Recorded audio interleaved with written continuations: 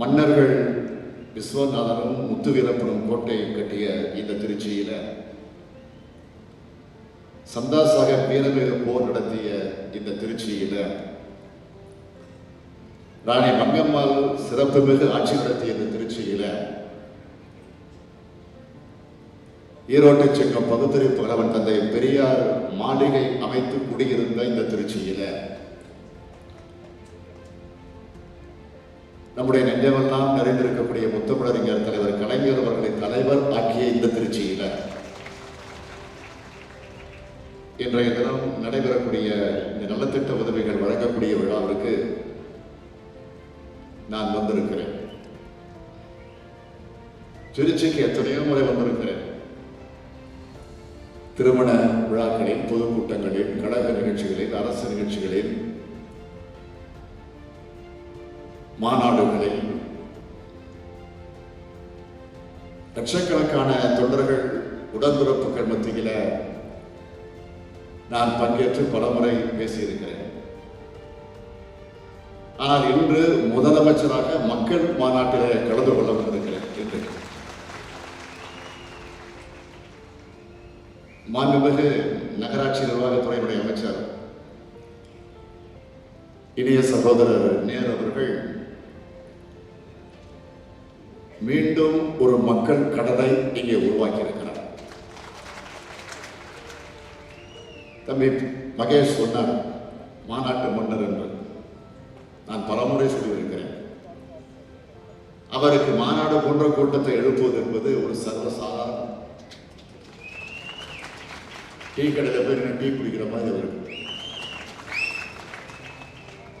அதனால்தான் நேரு என்றால் மாநாடு, மாநாடு என்றால் நேரு என்று நான் பலமுறை குறிப்பிட்டிருக்கிறேன்.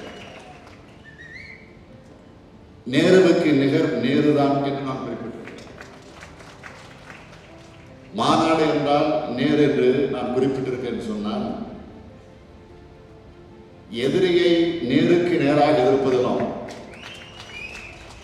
நட்பை நெஞ்சுக்கு நேராக அரவணைப்பதிலும் நிகரானவர் நேரு அவர்கள் என்று நான் பலமுறை குறிப்பிட்டு காட்டியிருக்கிறேன். இந்த மேடைகளில் இருக்கும்போது நான் சொன்னவை, இதே திருச்சிக்கு வந்த போதெல்லாம் நான் சொல்லியிருப்பது, இப்ப மலைக்கோட்டையிலிருந்து எனக்கு எதிரொலியாக கேட்டுக்கொண்டிருக்கிறது. சில நாட்களுக்கு முன் சேலத்திற்கு இதே போன்ற ஒரு அரசு நிகழ்ச்சியை நேரு அவர்கள் முன்னின்று நடத்தினார்கள். அங்கிருக்கக்கூடிய நம்முடைய சட்டமன்ற நாடாளுமன்ற உறுப்பினர்கள், நம்முடைய கழக நிர்வாகிகள், உள்ளாட்சி அமைப்பில் இருக்கக்கூடிய பிரதிநிதிகள், அரசு அதிகாரிகள் அந்த நிகழ்ச்சிக்கு காரணமாக இருந்திருந்தாலும் அதை முறையோடு, செழிப்போடு, உற்சாகத்தோடு, ஊக்கத்தோடு, கம்பீரமாக அதை பொறுப்பேற்று நடத்தி காட்டியவர் நேரு அவர்கள். முதலில் அவர் திருச்சியில் நடத்தாமல் சேலத்தில் நடத்தி முடிச்சுட்டு அதன் பிறகுதான் திருச்சிக்கு வந்திருக்கிறார். ஆக இது அவருடைய பெருந்தன்மையை வெளிப்படுத்துது. சில பெண்கள் திருமணம் முடித்து சென்றதும் புகுந்த வீட்டுக்கு அதிக முன்னுரிமை கொடுப்பார்கள். அது தவறு இல்லை. அதுபோன்றுதான் நேரு அவர்களும் புகுந்த வீடான சேலத்தில் சிறப்பாக நடத்திட்டு பிறந்த வீட்டையும் மறக்காம இங்கும் சிறப்பாக நடத்தி கொண்டிருக்கிறார். நகர்ப்புற நிர்வாகத்துறை அமைச்சர் அவர்கள், பள்ளி கல்வித்துறை அமைச்சர் அவர்கள், நம்முடைய நேரு அவர்களும் மகேஷ் பொய்யாமொழி அவர்களும் இரட்டையர்களாக இந்த திருச்சி மாவட்டம் முழுக்க சுற்றுப்பயணம் செஞ்சு மொத்தம் 78,582 மனுக்களை மக்களிடத்திலிருந்து அவர்கள் பெற்றிருக்கிறார். அப்படி பெற்றிருக்கக்கூடிய மனுக்களில் அலசி ஆராய்ந்து அதை ஆய்வு நடத்தி அதில் 45,088 மனுக்களுக்கு தீர்வு காணப்பட்டிருக்கு.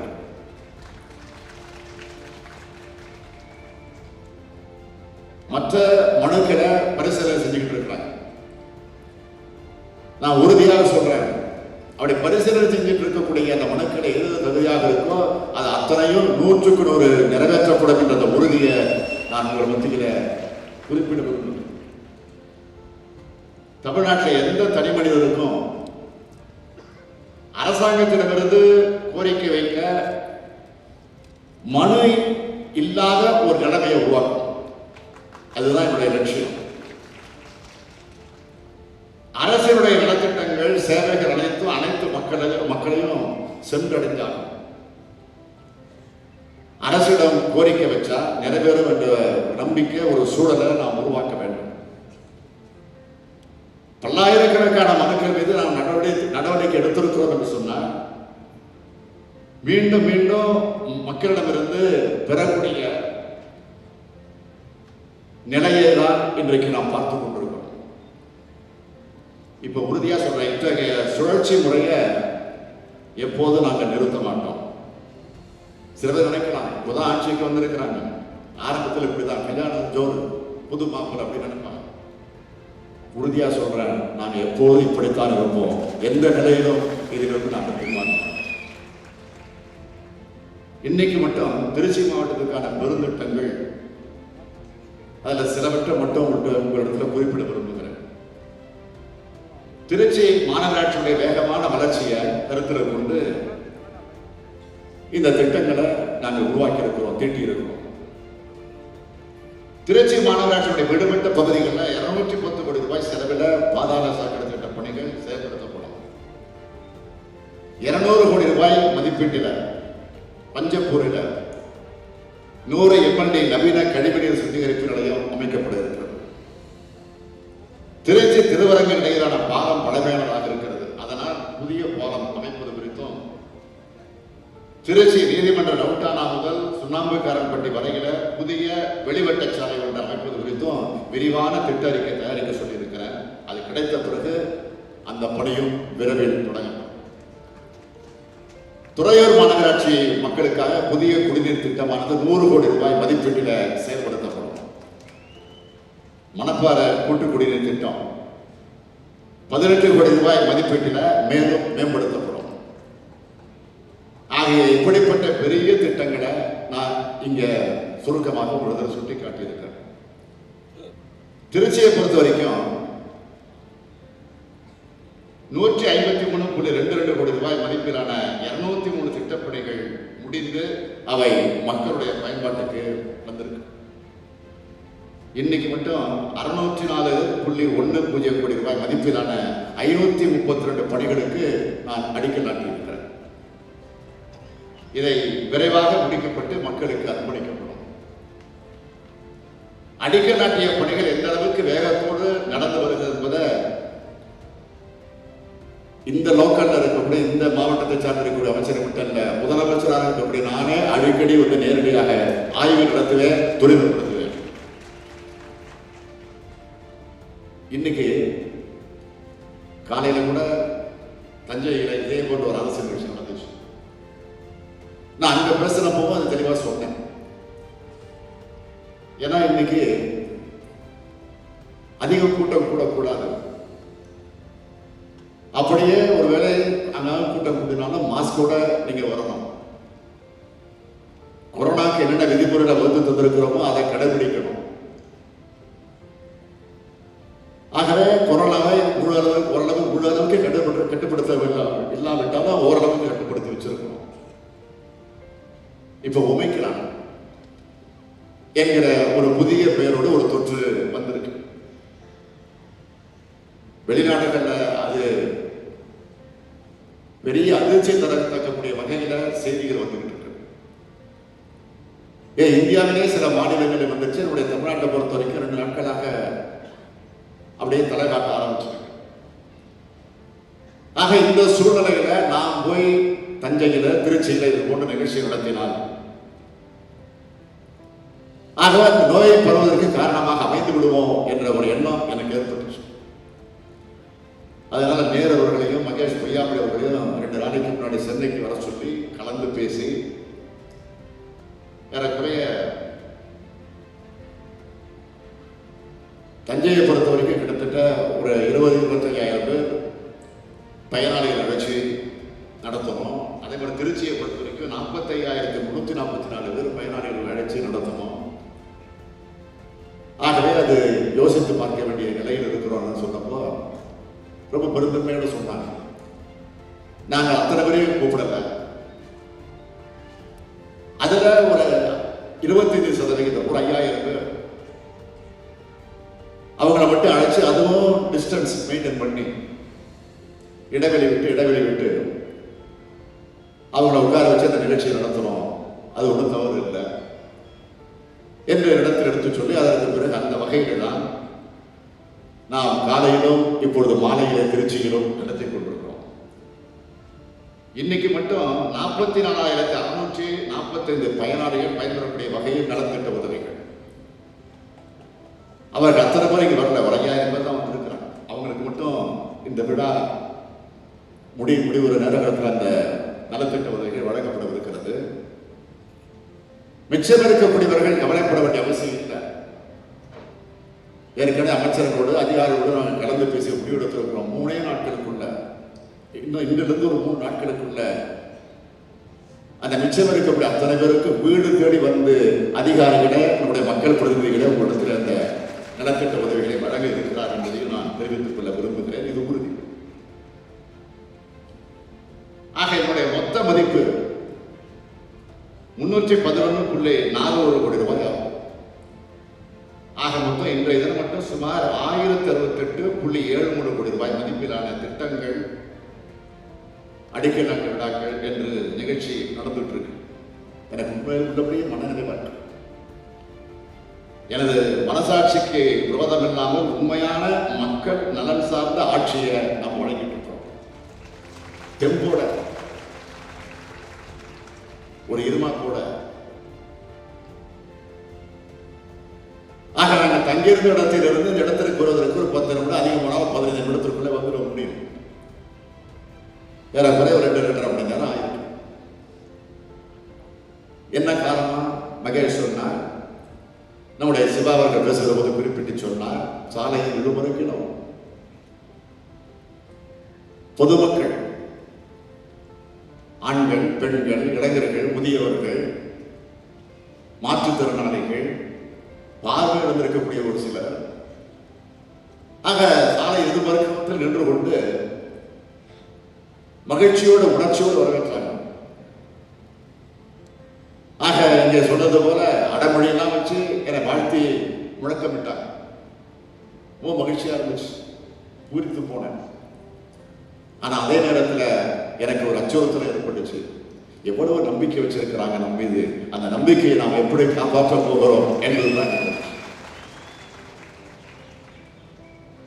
ஆக எங்கே சென்றாலும் மனுநீதி சோழன் கேள்விப்பட்டிருக்கிறோம். ஆனா இப்போ மனுநீதியை மனு வாங்கக்கூடிய ஒரு சோழனாக இன்றைக்கு வளம் வரக்கூடிய வாய்ப்பு எனக்கு கிடைச்சது. ஆக அந்த மனுக்களை கூட சில நேரங்களில் கூட்டத்தோடு உள்ள புகுந்து வர்றப்போ அவங்க இடிபாடு கொண்டு சிக்கி அவதிக்கு ஆளாகிற அந்த சூழலை பார்த்து நான் ஏற்கனவே நம்முடைய தோழர்களிடத்தில், தொண்டர்களிடத்தில், அரசு அதிகாரிகளிடத்தில், அரசு அலுவலகத்தில் நீங்களே முன்கூட்டியே போய் நேரடியாக சென்று அதை பெற்றுக்கொள்ளுங்கள், அதற்கு பிறகு நான் வந்து வாங்கிக்கிறேன், எளிமையாக முடியும், எந்த பிரச்சனையும் இல்லாமல் ஸ்மூத்தாக முடிக்கலாம் அப்படின்னு நான் சொன்னேன். ஒரு சிலர் கொடுத்துருவாங்க, ஒரு சிலர் கொடுக்கவே மாட்டாங்க. அதெல்லாம் முடியாது, அவரு கையில் தான் கொடுப்போம், அப்போதான் அது நிறைவேறும் என்ற நம்பிக்கை. ஆக பயனாளிகளுக்கு நலத்திட்ட உதவிகள் செய்வதுமான நிகழ்ச்சிகளை பங்கெடுப்பதன் மூலமாக ஏழையின் சிரிப்பிலே இறைவனை காண்போம் என்ற வாக்குக்கு உண்மையாக இந்த நிகழ்ச்சிகள் தொடர்ந்து நடந்துட்டு இருக்கு. சட்டமன்ற தேர்தலுக்கு முன்னால் இதே திருச்சியில் ஒரு மாபெரும் மாநாடு, ஒரு பொதுக்கூட்டத்தை மாநாடு போல் நம்முடைய அமைச்சர் நேரு அவர்கள் நம் ஆட்சிக்கு வருவதற்கு முன்பு, தேர்தலுக்கு முன்பு நடத்தினார். அந்த கூட்டத்தில் நான் 7 உறுதிமொழிகளை தந்தேன். அந்த உறுதிமொழிப்படிதான் இன்றைக்கு நாம் ஆட்சி நடத்திக்கிட்டு இருக்கிறோம். திமுக தலைமையில் அடுத்து அமைகிற ஆட்சி தந்தை பெரியார் விரும்பிய சமூக நீதி ஆட்சியாக இருக்கும். பேரறிஞர் அண்ணாவினுடைய மாநில சுயாட்சியுடைய ஆட்சியாக இருக்கும். நம்முடைய முத்தமிழறிஞர் தலைவர் கலைஞருடைய நவீன மேம்பாட்டு ஆட்சியாக இருக்கும். பெருந்தலைவர் காமராஜருடைய கல்வி வளர்ச்சி ஆட்சியாக இருக்கும். தோழர் ஜீவா விரும்பிய சமத்துவ ஆட்சியாக அமையும் என்று நான் சொன்னேன். அத்தகைய ஆட்சியைத்தான் நாம் அமைச்சிருக்கிறோம். அமைச்சது மட்டுமல்ல, அத்தகைய ஆட்சியைத்தான் இன்றைக்கு நாம் நடத்தி கொண்டிருக்கிறோம். ஆட்சி அமைந்ததால் அந்த அரசு என்னென்ன திட்டங்களுக்கு முன்னுரிமை தரும் என்பதை நான் அந்த கூட்டத்தில் அப்போ சொன்னேன். அந்த 7 உறுதிமொழியை தந்து அதற்கு என்னென்ன முன்னுரிமையை நாங்கள் வழங்குவோம் என்பதை தெளிவாக எடுத்து சொன்னேன். வளரும் வாய்ப்புகள், வளமான தமிழ்நாடு, மகசூல் பெருக்கம், மகிழும் விவசாயம், குடிமக்கள் அனைவருக்கும் குறையாத தண்ணீர், அனைவருக்கு உயர்தர கல்வி மற்றும் உயர்தர மருத்துவம், ஏழ்மிகு மாநகரங்களின் மாநிலம், உயர்தர ஊரக கட்டமைப்பு, உயர்ந்த வாழ்க்கை தரம், அனைவருக்கு அனைத்துமான தமிழகம். இவற்றைத்தான் எனது 7 உறுதிமொழிகளோடு நான் குறிப்பிட்டு சொன்னேன். இந்த 6 மாத காலத்தில் ஏராளமான புதிய தொழில்களை உருவாக்க ஒப்பந்தங்கள் கையெழுத்தாகியிருக்கு. அதனால பல்லாயிரக்கணக்கான இளைஞர்கள் வேலை வாய்ப்பை பெறப்போகிறார்கள். தமிழகத்துடைய தொழில் வளர்ச்சி என்பது மிகப்பெரிய இலக்கை எட்ட இருக்கிறது. வேளாண்மைக்கான தனி நிதி அறிக்கையை வெளியிட்டிருக்கிறோம். இந்தியாவில் எந்த மாநிலத்திலும் அல்ல, தமிழ்நாட்டில் வேளாண்மைக்கென்று நிதிநிலை அறிக்கையை நாங்கள் வெளியிடுவோம் என்று தேர்தல் அறிக்கையில் சொன்னோம். அந்த முதல் நிதிநிலை அறிக்கையிலேயே மெய்ப்பித்து காட்டியிருக்கிறோம். ஆக தனி கவனம் வேளாண்மை துறைக்கென்று தனி கவனம் செலுத்தப்பட்டுக் கொண்டிருக்கிறது. லட்சக்கணக்கான விவசாயிகளுக்கு இலவச மின் இணைப்பை கொடுத்து மகசூலை அதிகரிக்க உதவிகளை செஞ்சுக்கிட்டு வரோம். கிராமப்புற திட்டங்கள் அனைத்தையும் புதுப்பித்து நிதிகளை ஒதுக்கீடு செஞ்சுக்கிட்டு இருக்கிறோம். புதிய கல்லூரிகள் அறிவிக்கப்பட்டிருக்கு. மக்களை தேடி மருத்துவம், அதிநவீன மருத்துவமனைகள் வர எத்தனையோ திட்டமிடல்கள் அறிவிக்கப்பட்டிருக்கு. நகர்ப்புற மேம்பாட்டு திட்டங்கள் அடிப்படையில் உள்கட்டமைப்பு சாலைகள், வசதிகள், பாலங்கள் அறிவிக்கப்பட்டு பணிகள் நடக்க தொடங்கிடுச்சு. தொழில் வளர்ச்சிக்கு தரக்கூடிய அதே முக்கியத்துவத்தை சமூக வளர்ச்சிக்கும் வாழ்க்கை தர மேம்பாட்டுக்கும் பெண்களுக்கான மேம்பாட்டுக்கும் தர தொடங்கி இருக்கும். அந்த அடிப்படையில் பார்த்தால் திருச்சியில தேர்தலுக்கு முன்பு நான் வழங்கிய 7 உறுதிமொழிகளை எடுத்து வைத்துக் கொண்டு நான் செயல்பட தொடங்கிட்டேன். இதை திருச்சி மக்களுக்கு எடுத்து சொல்வதற்காகத்தான் நான் விரும்புகிறேன். நம்மால் முடியும் சொன்னேன். நம்மால் முடியும், நம்மால் மட்டும்தான் முடியும் என்று நான் போதேன். அந்த நம்பிக்கை தேர்தலுக்கு முன்பு இருந்ததை விட இப்போ எனக்கு அதிகமாக வந்துருச்சு. கடுமையான நிதி நெருக்கடி இருந்தாலும் அனைத்தையும் சமாளித்து சமூக வளர்ச்சி திட்டங்களுக்கு முன்னுரிமை கொடுத்து செயல்படுத்தி காட்டிக் கொண்டிருக்கிறோம். ஆட்சிக்கு வர்ற நேரத்தில் கொரோனா கோர தாண்டவம் மாட்டிக்கிட்டு இருக்கு, உங்களுக்கு தெரியும். அதன் பிறகு மழை, வெள்ளம், அந்த சோதனைகளையும் வென்றோம். இந்த சோதனையான நேரங்கள் எல்லாம் மக்களோட மக்களாக நான் இருந்தேன். நான் மட்டும் இல்லை, அமைச்சர்கள் இருந்தாங்க, சட்டமன்ற உறுப்பினர் இருந்தாங்க, நாடாளுமன்ற உறுப்பினர் இருந்தாங்க, மக்கள் பிரதிநிதிகள், உள்ளாட்சி அமைப்பில் இருக்கக்கூடிய மக்கள் பிரதிநிதிகள் இருந்தாங்க, அரசு அதிகாரிகள், அரசு அலுவலர்கள், அத்தனை பேர் இருந்தாங்க. மொத்தத்தில் அரசாங்கமே இருந்துச்சு. தமிழ்நாட்டு மக்களே, உங்கள் கோரிக்கைகளை எங்கள் தோளிலே இறக்கி வையுங்கள், அவற்றை நிறைவேற்றி காட்டுவோம். நாளை மறுநாள் 2022 புதிய ஆண்டு பிறக்கிறது. ஆக புதிய ஆண்டு பிறக்க போகிற இடத்தை நான் குறிப்பிட விரும்புவது 2021 முடிந்து 2022 அடுத்த ஆண்டாக பிறப்பதாக கருத வேண்டாம். கடந்த கால சுமைகள், சோகங்கள் அனைத்துக்கும் முற்றுப்புள்ளி வச்சு ஒரு சிறப்பான ஆண்டு பிறக்க போகுது. மக்களின் அனைத்து ஆசைகளும் நிறைவேறும் ஆண்டாக 2022 அமையட்டும். அனைத்து துறைகளிலும் தமிழகம் சிறந்து விளங்கக்கூடிய ஆண்டாக இருக்கட்டும். இந்தியாவிலேயே இருக்கக்கூடிய மாநிலங்களை எல்லாம் ஒப்பிட்டு பார்த்து அதில் இருக்கக்கூடிய முதலமைச்சர்கள் எல்லாம் சுட்டிக்காட்டி ஒரு கருத்து கணிப்பு நடத்தி அந்த செய்திகள் எல்லாம் வந்துச்சு. எனக்கு அதுல மகிழ்ச்சி கிடையாது. ஒரு பக்கத்தில் இருக்கலாம், அது வேற. ஆனா முழு மனநிறைவடையணும்னா இந்தியாவில் இருக்கக்கூடிய முதலமைச்சர்ல தமிழ்நாட்டை சார்ந்த மு.க. ஸ்டாலின் முதலிடம் என்று சொல்வதை விட இந்தியாவில் இருக்கக்கூடிய மாநிலங்களை நம்முடைய தமிழ்நாடு முதலிடம் என்று சொல்லக்கூடிய நிலை வந்தால்தான் எனக்கு உள்ள ஆகவே 2022ஆம் ஆண்டை சிறந்த ஆண்டாக ஆக்குவதற்கு நம்முடைய அரசு தொடர்ந்து தன்னுடைய கடமையை ஆற்றும். அதற்கு நீங்கள் ஒன்றிணைந்து துணை நின்று கரம் கொடுங்கள். அந்த வாய்ப்பை எங்களுக்கு ஏற்படுத்துவதற்கு நீங்கள் ஒத்துழைப்பு தாருங்கள் என்று கேட்டு உங்கள் அத்தனை பேருக்கு நன்றி கூறி விடை